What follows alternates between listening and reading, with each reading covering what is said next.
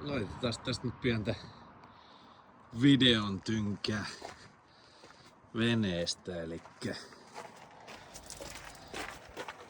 pohja näyttää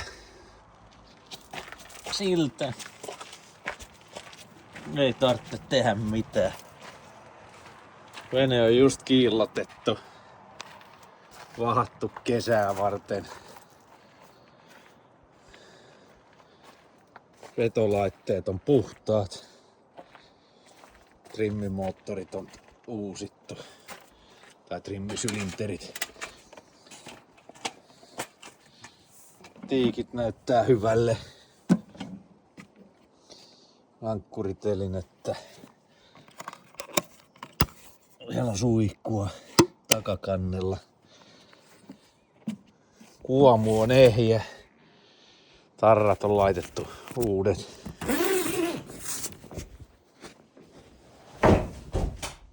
Mennään sisään.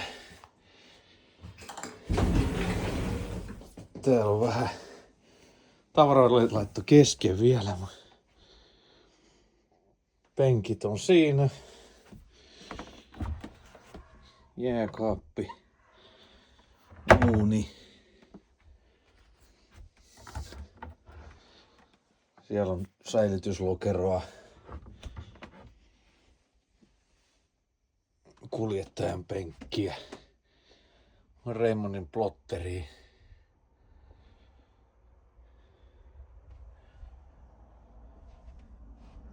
Sonin stereo. Vessa. Suihku varusteilla.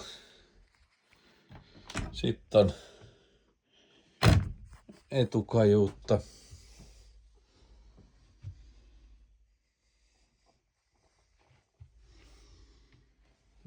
Täällä on sitten toinen kajuutta.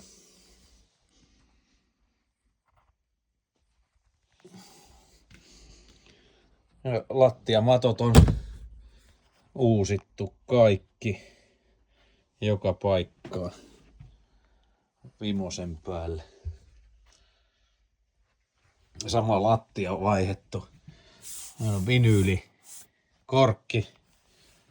Helppo pitää puhtaana.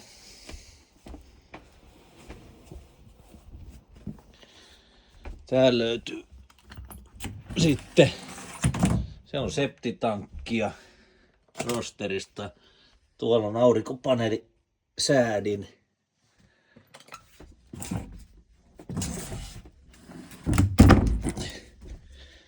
Telkkari löytyy tohon, mutta se nyt ei ollut kiinni. Sitä ei ole paljon tarvinnut.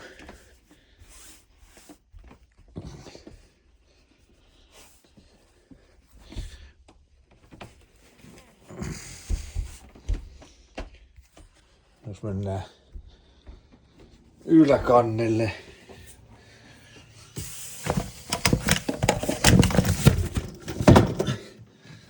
Tääkin on kiiltää. Siellä on 2 aurinkopaneelia. Tää penkki on vielä varastossa. Keulas näkyy aurinkopaneeli siellä.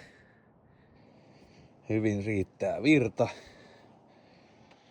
Humppasoi on alppinen kaiutinta ja sellaista. Tosiaan vene on nyt kotipihassa ja laitettu vesille lasku kuntoon taas jätetään tosta köydet pois, kurkataan vielä konehuoneeseen.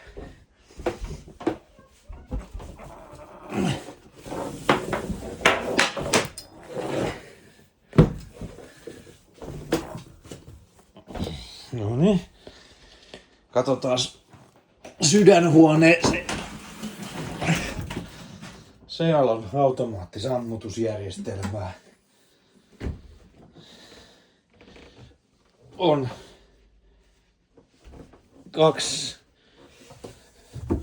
3 hupiakkua Ja starttiakku on vaihdossa, oli talvella mennyt mykäksi. Siinä on nyt vaan väliaikaisakku, se on uusi 100 amperinen tulossa.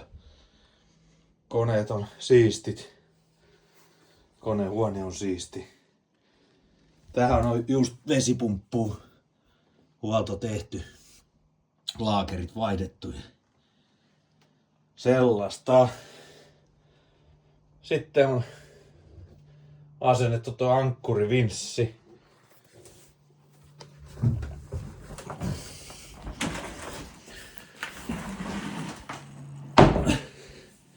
Se on siellä kotelossa tuolla. Tähänkin on penkki vielä, mutta se on varastossa. Että semmonenhan tää olisi ihan valmis vesille. Parin viikon kuluttua se veteen menee, tai aikaisemminkin, että ei muuta kuin kaupoille.